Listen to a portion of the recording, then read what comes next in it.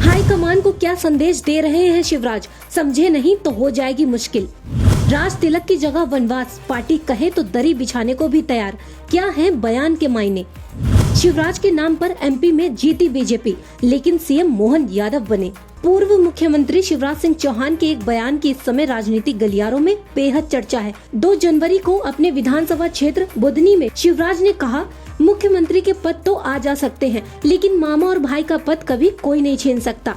इसके आगे उन्होंने कहा कि कहीं न कहीं कोई बड़ा उद्देश्य होगा यार। कई बार राज तिलक होते होते वनवास भी हो जाता है, लेकिन जरूर किसी न किसी उद्देश्य की पूर्ति के लिए होता है। इसके बाद शिवराज ने अपने नए आवास को मामा का घर नाम दे दिया। शिवराज ने बयान देकर क्या ये जताने की कोशिश की है कि अब वह मौजूदा परिस्थितियों से समझौता कर चुके हैं, या फिर बयान के केंद्रीय नेतृत्व और पार्टी कार्यकर्ताओं के लिए कोई संदेश छुपा है। हालांकि शिवराज ने पहली बार ऐसा बयान नहीं दिया है। चुनाव नतीजे आने के बाद उनसे दिल्ली जाने का सवाल पूछा था, तब उन्होंने कहा था कि अपने लिए मांगने से बेहतर है मैं अपनी जान देना पसंद करूंगा।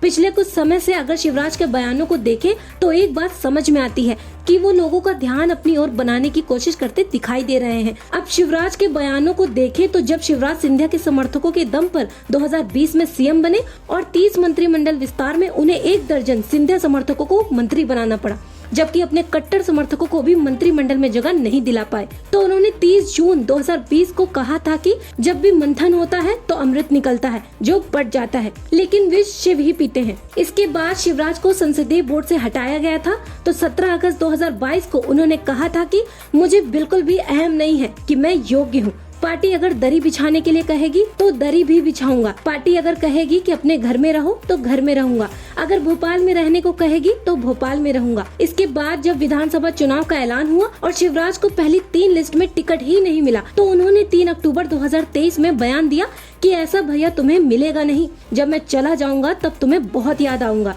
इसके साथ ही शिवराज ने जनता से पूछा था कि चुनाव लड़ूं या नहीं लड़ूं। 6 अक्टूबर को इसके बाद शिवराज ने एक बार फिर बयान दिया। उन्होंने कहा कि मुझे दिल से ईमानदारी से बताना कि मैं कैसी सरकार चला रहा हूं, तो ये सरकार आगे चलनी चाहिए या नहीं, मामा को मुख्यमंत्री बनाना चाहिए या नहीं। चुनाव के बाद अब ये तय हो गया है कि बीजेपी हाईकमान उन्हें सीएम नहीं बना रहा है, तो फिर शिवराज सिंह चौहान ने 7 और 8 दिसंबर को एक बार फिर जनता के बीच जाकर संकेत दे दिया कि सीएम पद अब उनके हाथ से जा रहा है। शिवराज ने कहा कि मामा और भैया का जो पद है वो दुनिया का सबसे बड़ा पद है। इस पद से बड़ा कोई दूसरा पद नहीं है। इंद्र का सिंहासन भी इसके सामने बेकार है। 12 दिसंबर को जब मोहन सिंह यादव के नाम पर मुहर लग गई, तो शिवराज ने अपने पुराने बयानों पर सफाई देते हुए 12 दिसंबर को कहा कि एक बार मैं बड़ी विनम्रता से कहना चाहता हूँ कि अपने लिए मांगने से बेहतर अपनी जान देना समझूंगा। वह मेरा काम नहीं, इसलिए मैंने कहा था कि दिल्ली नहीं जाऊंगा। फिलहाल शिवराज के बयानों से बीजेपी हाईकमान जरूर चिंता में दिख रहा है, लेकिन जिस तरह से शिवराज को चुनाव परिणाम आने के 1 महीने बाद भी पार्टी ने कोई काम नहीं दिया है, उससे साफ है कि अभी शिवराज की मुश्किलें कम नहीं हुई हैं। लेकिन ये भी साफ है कि शिवराज पार्टी के फैसले के खिलाफ बगावत भी करेंगे।